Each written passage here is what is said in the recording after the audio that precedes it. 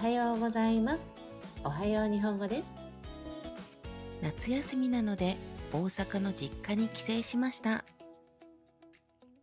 大阪駅の目の前には切手というビルがあります。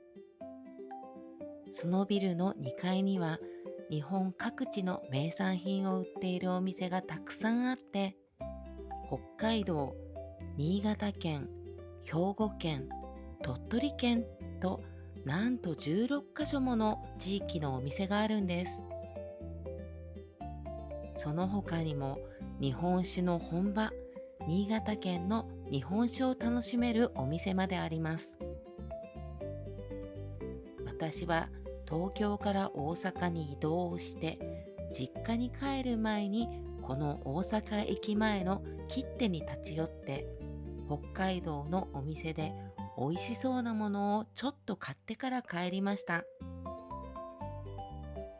切手は大阪駅の西口を出てすぐの場所にあるので、大阪に行くときにはぜひ立ち寄ってみてくださいね。